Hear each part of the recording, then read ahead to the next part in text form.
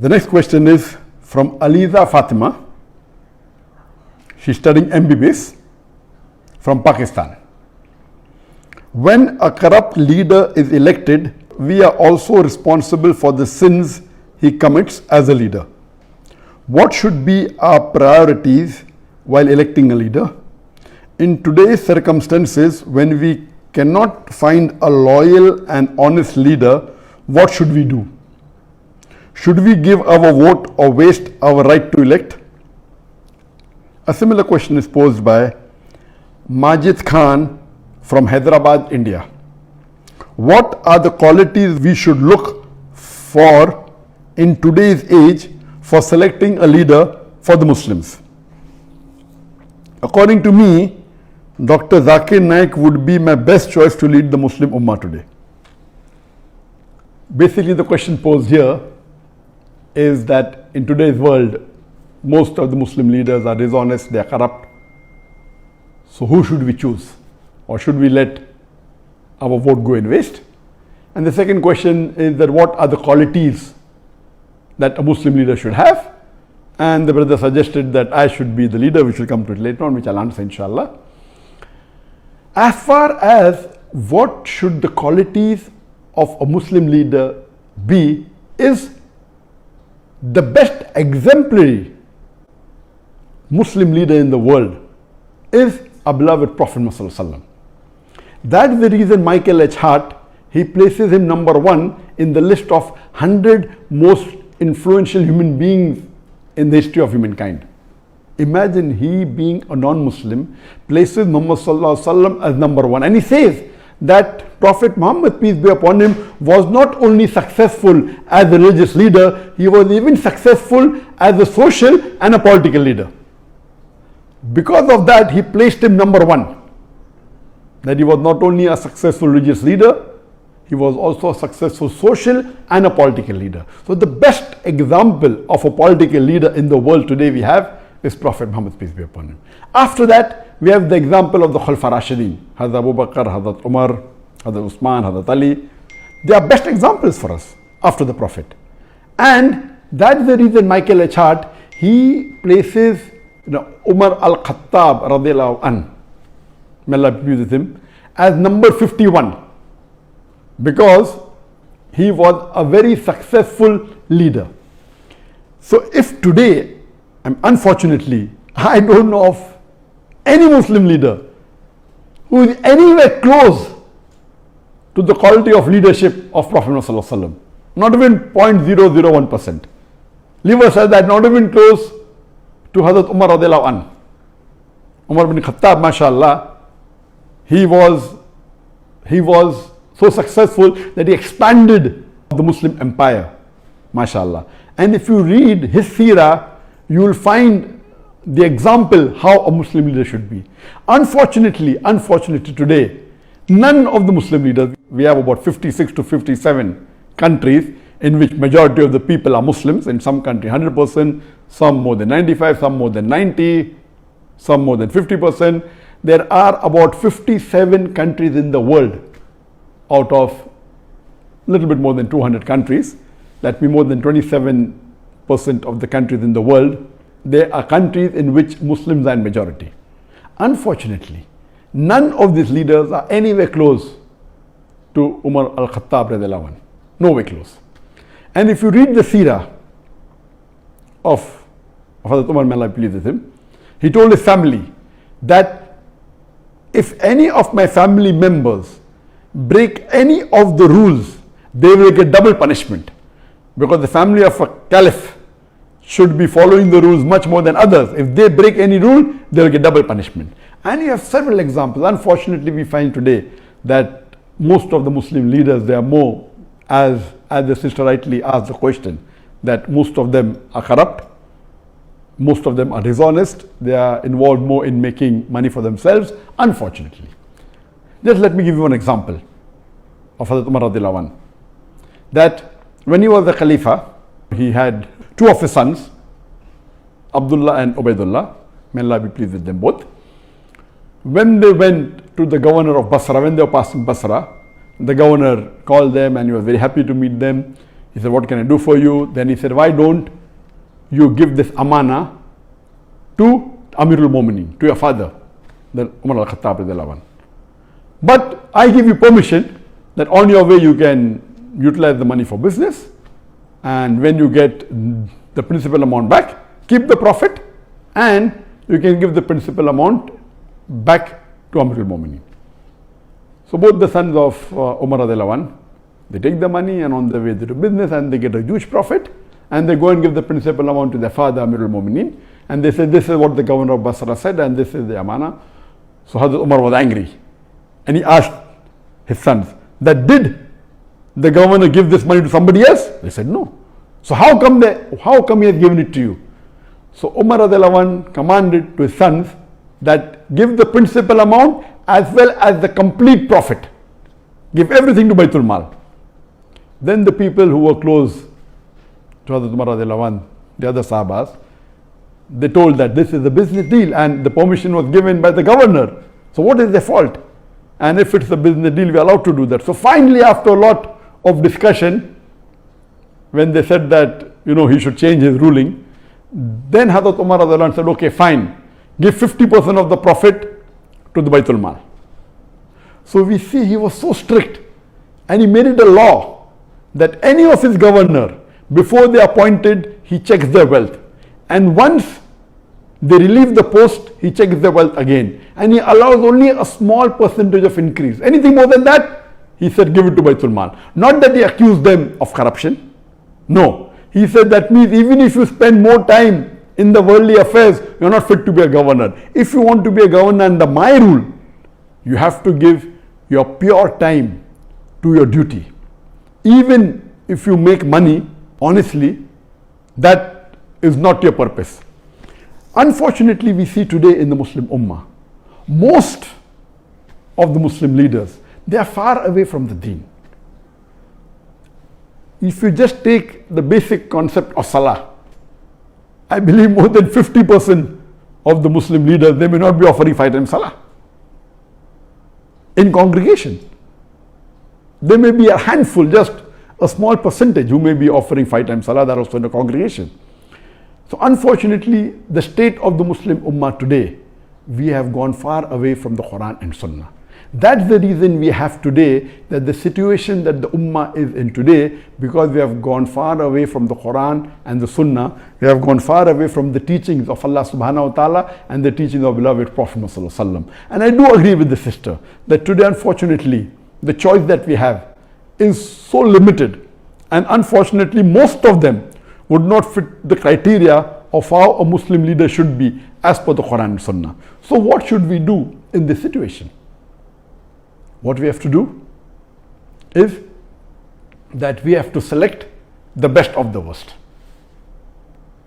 And if we analyze,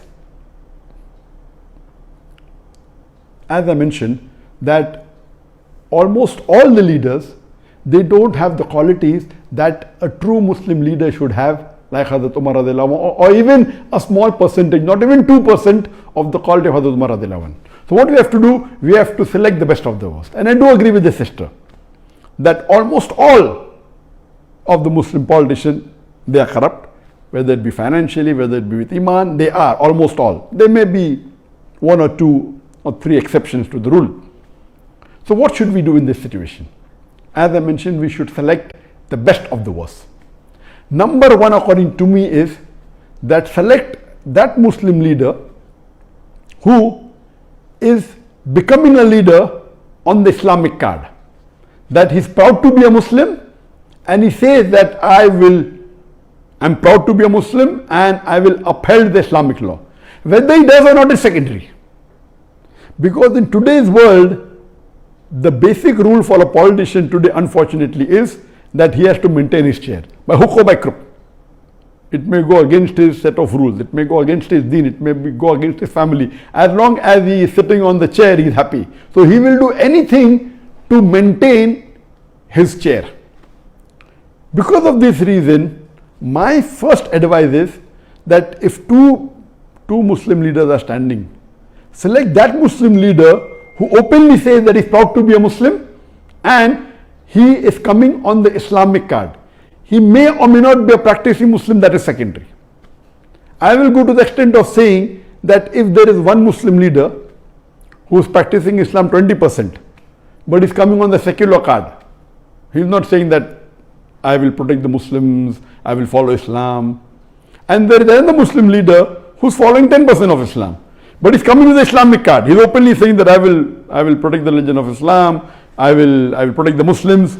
Better select the person who is following 10% Islam as coming with the Islamic card rather than the other Muslim leader who is following 20% and is not coming on the Islamic card, because the person who is not coming on the Islamic card will not go out of his way to follow the Islamic principles, because that was not his trump card to win the election.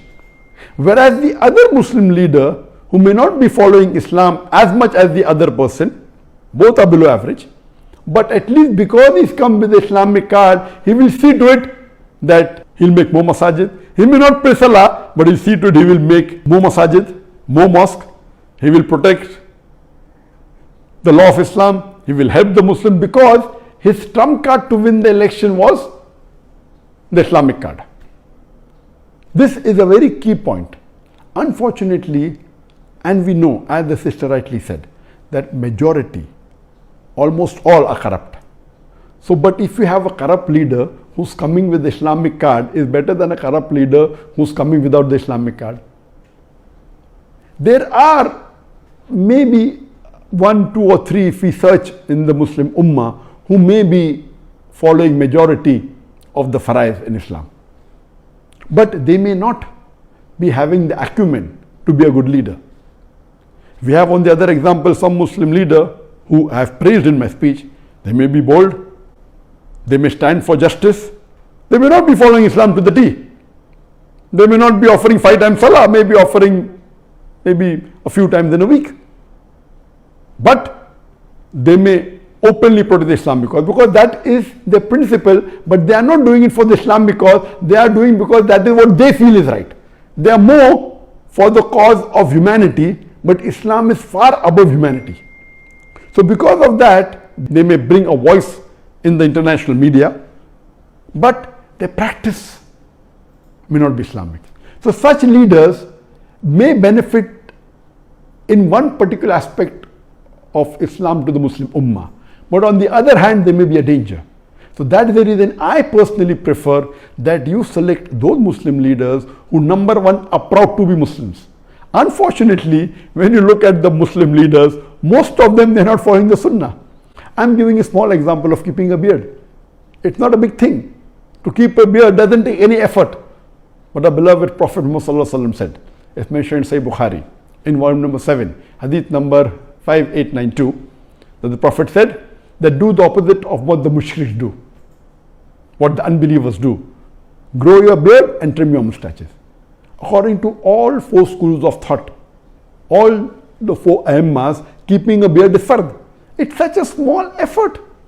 But yet, unfortunately, majority, more than 75% of the Muslim leaders who are men, they don't have a beard. Why? That means they're not proud to be Muslims. That doesn't mean if you keep a beard, you have fulfilled all the requirements. No, please don't get me wrong.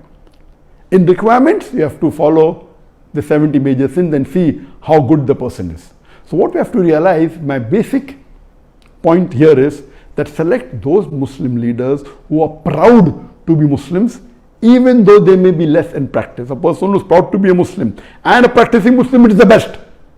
Who's practicing and doing all the faraiz? I don't think so. If you search, you may find 1 or 2, but they may not be good leaders, but they may be following the faraiz. So here, see to it that you elect those who are coming with the Islamic card and those who are proud to be Muslims and present themselves as Muslims, are not shy when they meet the non-Muslim leaders. They are not shy to present themselves as Muslims. Now coming to the second part of the question, that these criterias, the best is read the seerah of the Prophet and seerah of Hazrat Umar radiallahu anhu, Hazrat Abu Bakr, Hazrat Usman, Hazrat Ali, and you see the examples in their life, how honest. And none of these leaders, they wanted to become leaders. The hadith of the Prophet, anyone who wants to be an Amir, wants to be a leader, is not the right person. Here we find that most of the leaders want to be leaders. In the Islamic teachings, a person who himself wants to be a leader should not be made the leader. The other people who make him, and all the Khalifas, they were made by others. And you have these examples. As far as the question posed by the brother Majid, that he feels that Dr. Zakir Naik is the best choice, I'm sorry, I disagree with you totally. I don't have the qualities to be a leader at all, and I don't consider myself. And what I've seen in my life, in my personal life, I've seen that many religious people, when they enter into politics, almost all of them went away from their deen. I know several scores of Muslims who are very good practicing Muslims, who are offering 5 times salah, who are very honest, and they give such beautiful lectures. But the moment they entered politics, they got corrupt, they got influenced. Because unfortunately, the ummah that we have today, they are not like the Sahabas at the time of the Prophet and Khulafa Rashidin. Our Khulafa Rashidin, first they would take decision thinking, what would Allah want me to do? They were more scared of disappointing Allah. Today, our politicians are more interested in how it will benefit them personally. They don't want to disappoint the vote bank. The Khulafa Rashidin, they did not want to disappoint Allah. They would take a decision which would be completely against them, as long as it pleases Allah. As Allah says in the Quran in Surah Nisa chapter 4 verse number 135, that Ya ayyuhalladhina amanu, oh you believe, stand out for justice as witness to Allah subhanahu wa ta'ala, even if it be against yourself, against your parents, against your kitokin, against the rich or poor. Allah protects all. There were many times the question was asked to me in India that why don't I enter politics, and I said that, I mean, why do you want to become enemy? I mean, I have to jokingly tell them. Because in today's world, if you enter politics, there are high chances that you will spoil your akhirah. Very high chances. Because the way the ummah and the society is made, that if you want to live and remain in that seat, you will have to compromise on your principles. And the best example I can give you is of Dr. Israr Ahmad. Dr. Israr Ahmad, you know that mashallah, he was a very great dai, and he gave tafsir of the Quran, he was very knowledgeable, he was popular, and he stood for election, and he won the election. After he won the election, a member of parliament he was made, and he was given some post, and after a few months he resigned. He said, they're asking me, what should be the width of the road? That's not what I'm made for. When I'm giving them Islamic solution, they don't want to listen. He immediately resigned. So a good person who is following the deen, he will either have to give up his deen or give up his position. And whatever Dr. Israr Ahmad did was the best. There may be few people like Dr. Israr Ahmad who may be Islamic and may have got into politics, but I don't know anyone who's a leader. May have come on a lower position, not as the head of state, and may be following the deen. But the way the society is made today, our ummah, you will either have to give up the post that you're in or give up the deen. So first of all, I'm not fit to be in that position. Neither do I want to spoil my akhirah. I'm very happy in being a dai, and I'm very satisfied with Allah subhanahu wa ta'ala, whatever ni'mah He has given me.